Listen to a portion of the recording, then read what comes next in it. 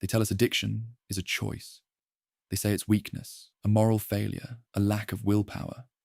Those words are sharp and simple, and for many, they offer a tidy explanation. But tidy explanations can be cruel. What if, instead of a moral verdict, addiction is better understood as a desperate attempt to survive, a subconscious coping mechanism engineered to numb pain that began long before the first drink or pill? Imagine the mind as a house built on a foundation of early experiences.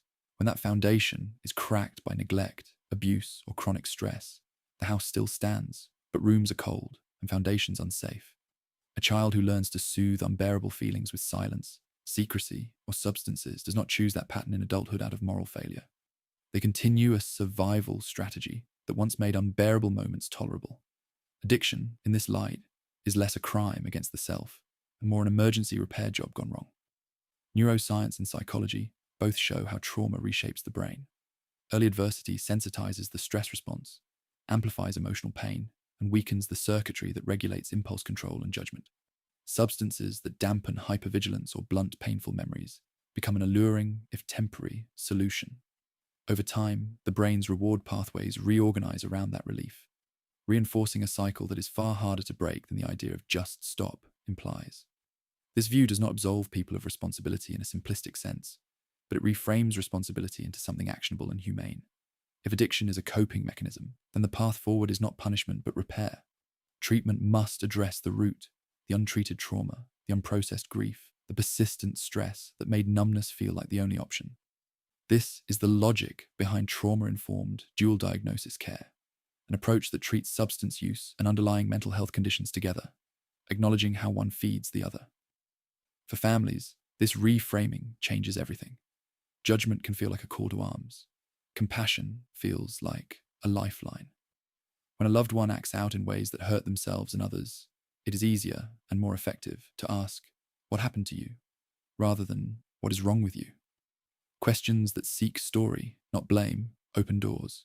They invite disclosure and connection, essential ingredients for healing.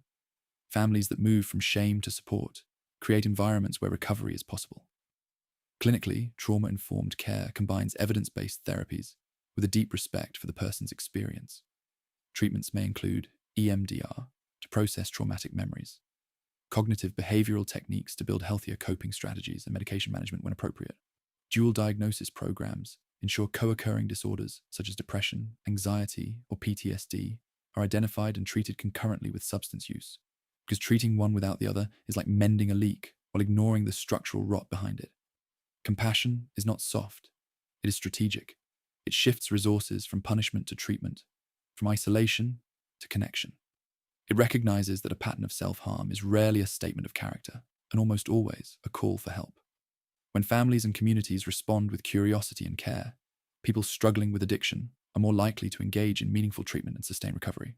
If you or someone you love is trapped in the cycle of substance use, know this: the problem is not an immutable moral failing. It is a wound seeking relief. The remedy requires understanding, expert care, and a willingness to do the hard work of healing together. Trauma-informed dual diagnosis treatment offers a path that treats the whole person, past and present, and transforms judgment into compassion, shame into recovery. There is help and there is hope.